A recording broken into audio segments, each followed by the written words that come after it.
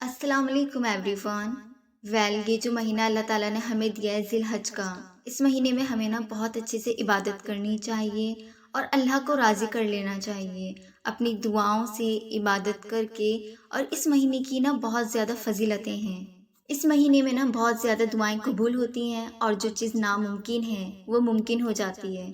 तो माशाल्लाह से ये महीना बहुत ही ज़्यादा मुबारक है। तो इस महीने में ना अल्लाह को राज़ी कर लीजिए।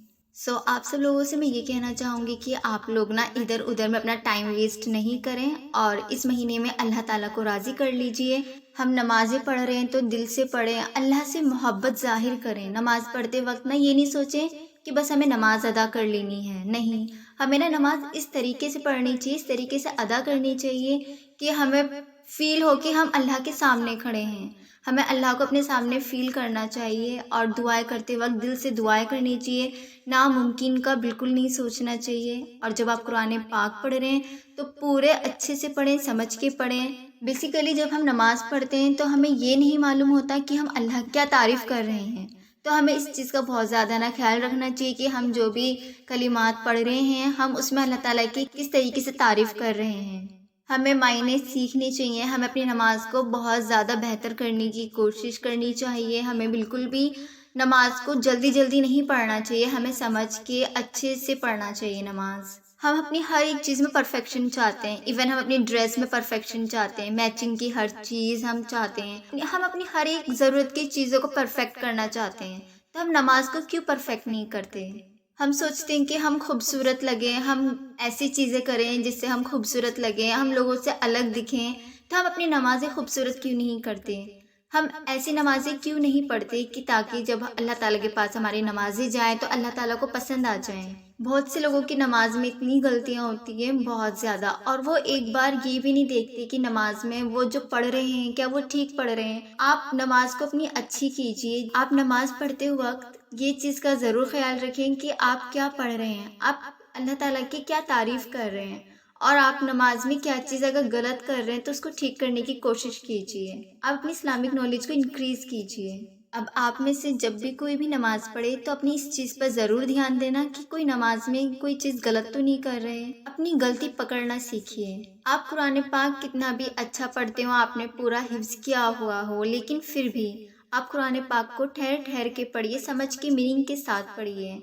और जब भी पढ़ें तो सामने अपनी सिस्टर्स को, ब्रदर को या किसी को भी बिठा लीजिए ताकि उनको भी समझ आए। और जो लोग नहीं पढ़े हुए हैं उनको भी ज़रूर बिठाइए ताकि उनको भी समझ आए और ईमान इससे आपका ताज़ा होगा और उन लोगों का भी, और इससे आपको सवाब भी मिलेगा। अगर आप परेशान हैं, आपको दिली सुकून नहीं मिल रहा है, आप डिप्रेस्ड हैं बहुत ज़्यादा, तो आप नमाज़ पढ़ें और जल्दी नहीं, आराम से पढ़ें नमाज, दुआएं लंबी करें, कुरान पाक की तिलावत करें। यकीन करें आपको बहुत ज़्यादा सुकून मिलेगा। आप लोग 5 वक्त की नमाज अदा करें और आप अपने अंदर चेंजेस देखेंगे, आपकी लाइफ में चेंजेस होंगे। आप ये सब चीज़ें आप करके देखें। और अल्लाह ने हम पे 5 वक्त की नमाज फ़र्ज फरमाई है, तो आप अपनी एक भी नमाज नहीं छोड़ें किसी भी चीज़ की वजह से। इवन आप किचन में कुछ भी काम कर रहे हैं, अजान हो, आप फ़ौरन नमाज अदा करें, फिर आप बाकी काम कर लें, क्योंकि ये नमाजें हम पर फ़र्ज हैं। जब हम टाइम से अपनी नमाज अदा करेंगे अल्लाह खुश होगा और हमारे बिगड़े हुए काम पूरे होंगे सही तरीके से, हमारे बिगड़े हुए काम बनते जाएंगे। अगर आप अपने काम के लिए अपनी नमाजें छोड़ेंगे तो उस काम में नहीं तो आपकी बरकत होगी और नहीं आपका वो काम बन पाएगा।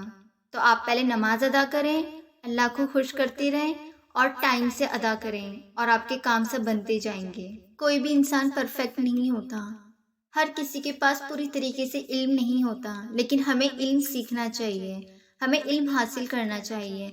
इवन मैं भी परफेक्ट नहीं हूँ, मैं भी सीख कर ही कर रही हूँ। आप लोगों तक मैं जो मैसेज पहुँचाती हूँ, जो भी वीडियोज़ मैं बनाती हूँ, ये मैं अपनी तरफ से नहीं बनाती, इस पर मैं स्टडी करती हूँ, सर्च करती हूँ और फिर मैं बनाती हूँ। और ये जो मैं वीडियो बना रही हूँ इसके पीछे मेरा ये रीज़न है कि आप लोगों की ये वीडियो काम आए, इसका सवाब मुझे भी मिलेगा और आप इस पर अमल करेंगे तो आपकी नमाज़ें अच्छी होंगी और आप अगर किसी की भी लाइफ में चेंजेस आ जाएं इस वीडियो को सुन के, तो इससे ना मेरी जो दुआएं वो भी कबूल होंगी और अगर मेरे जो भी गुनाह हैं वो अल्लाह ताला बख्श देगा।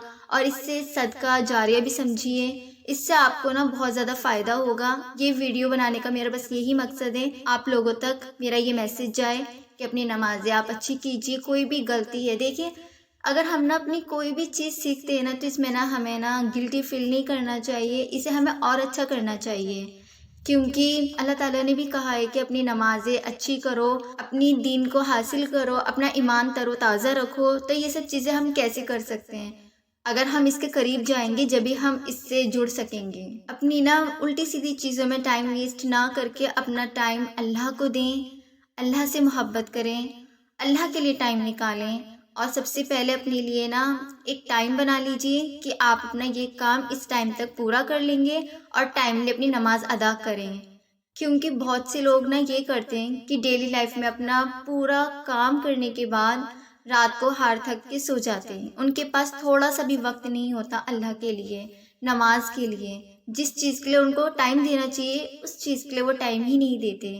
تو ہمیں اپنا ٹائم ویسٹ نہیں کرنا چاہیے۔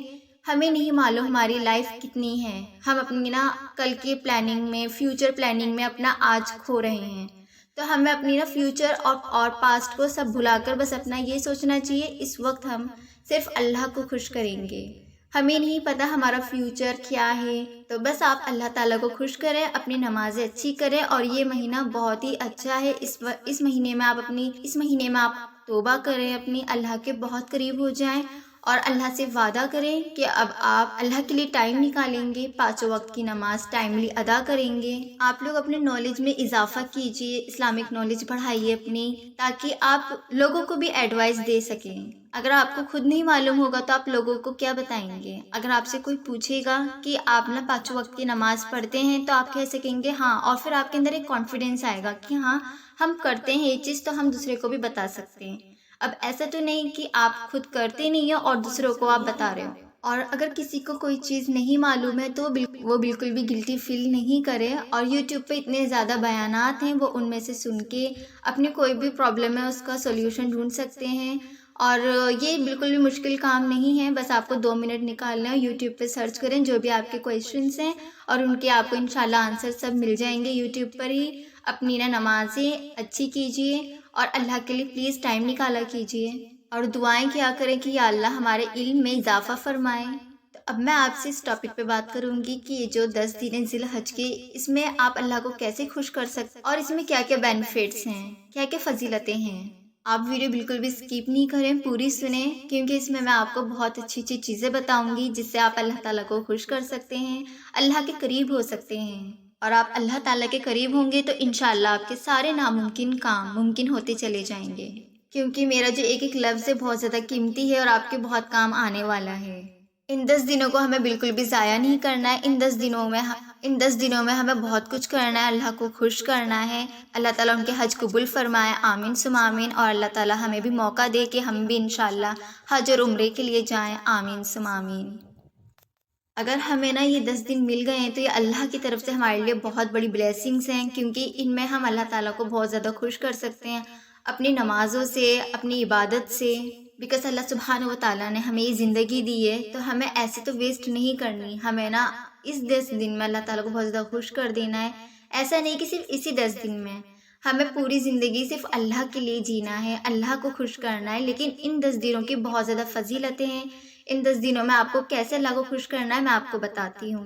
کیا معلوم اگلے سال ہم ہوں یا نہیں ہوں، تو جو بھی دن ہمیں ملتے ہیں ہمیں اللہ تعالیٰ کی عبادت میں نکالنے چاہیے اس کو۔ ذی الحج کے یہ 10 دن ہمیں اللہ تعالیٰ کی بہت زیادہ تسبیح بیان کرنی چاہیے، ہمیں اچھے سے اپنی نمازیں پڑھنی چاہیے، دیر دیر تک دعائیں کرنی چاہیے، کیونکہ کیا معلوم کون سی دعا پہ اللہ ہماری کن فرما دے، کون سی دعا پہ فرشتے آمین کہہ دیں۔